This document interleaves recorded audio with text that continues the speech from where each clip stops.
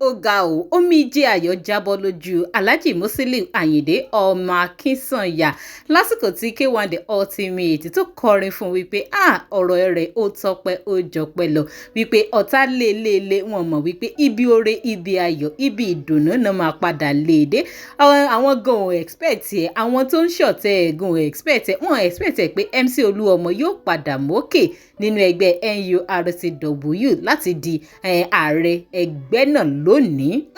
ọ̀rọ̀ ìjìnlẹ̀ òní K1 The Ultimate Alhaji Wasiu Ayinde ni wọ́n fi kọrin láti fi bá MC Oluomo dúpẹ́ tán fi bá dùnnú tán fi bá jó tán sì fi bá yọ̀ lórí oore national president tọ́lọ́run tún ní kó rí ipò náà dé.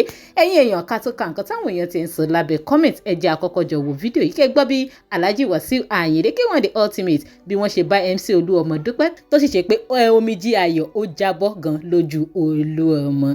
Ó lágbára. Ẹ má gbàgbé láti máa bá mi follow DIGINAIJA online TV lórí Facebook. Ẹ rí link kan lábẹ́ fídíò tó máa gbé yín lórí Facebook page wa lórí YouTube. Ẹ máa bá mi subscribe, ẹ máa like ẹ máa bá mi share fídíò yìí. Ó yá ẹ jẹ́ àjèjọ wo fọ́nrán yìí.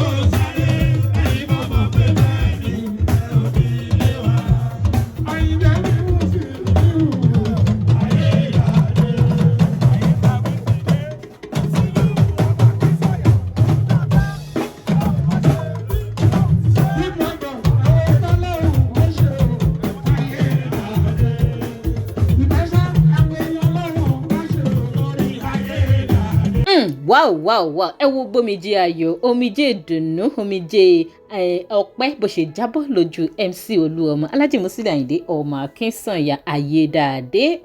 Òun náà ṣe máa sọ pé kéèyàn máa ro dáadáa sọ́mọlàkejì nítorí Ọlọ́run nìkan ló ní ìkápá lórí gbogbo ipòkípò tẹ́ẹ̀dá ò bá dé láyé. Ẹ jẹ́ àwọn nǹkan táwọn èèyàn sọ lábẹ́ kọ́mẹ̀ntì kàkà kọ́mẹ̀ntì kan sí méjì. Kọ́mẹ̀ntà kan Laredo 101 ó ní I swear to Almighty God I love this man with all my heart. Don't care what people say about him. MC Oluomo. Ẹni ayé bá ti fẹ́ wọ́n fẹ́ nìyẹn o. Another commenter Hostel Abiola náà ni he is so cute.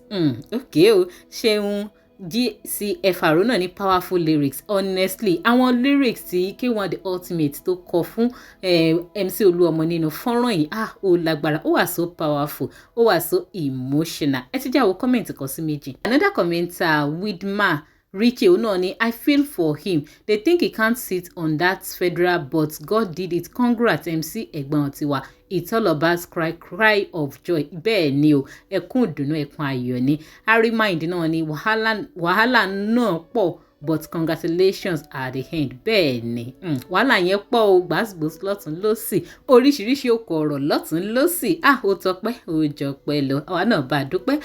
Ricky Floss náà ni tears of joy. Bẹ́ẹ̀ ni ẹkún ayọ̀ ni. Ìṣọ̀lá Tóyìn náà ni this is how the tears of joy will drop from my eyes on my victory day lójú àwọn ẹlẹ́gàn congratulations ọmọ ológo lógún dojúkọ but adùn ló gbẹ̀yìn ewúro ohun tọ́lọ́run máa ṣe kò fi hàn ẹnikẹ́ni. Bẹ́ẹ̀ ni ọ̀rọ̀ ńlá náà tún nìyẹn ohun tọ́lọ́run máa ṣe kò fi hàn ẹnikẹ́ni bá ṣe pọ́lọ̀ máa ń fi tó bá fẹ́ ṣe fún yàn hàn àwọn ọmọ ẹ̀dá dámọ̀ ni àbámọ̀ wípé Ọlọ́run gangan lolùkápá gbogbo nǹkan láyé. ọ̀rọ̀ rẹ̀ wọ̀ ẹ̀yin èèyàn ojú wo lẹ́yìn tó fi wò ìyàwó ló kọ sí yín bá mi ju opinion ti yín náà sí kọ́mẹ́ǹtì. ẹ má gbàgbé bẹ́ẹ̀ bá ti follow wa lórí Facebook ẹ máa rí link kan lábẹ́ fídíò tó máa gbé yín tààrà lórí Facebook page wa lórí YouTube ẹ máa bá mi subscribe ẹ máa like ẹ máa bá mi share fídíò yìí ká tó pàdé láyé àtàláfíà ẹ ṣeun tẹ́ ń darapọ̀ mọ́ mi tẹ́ ń gbọ́ mi ní gbogbo ìgbà.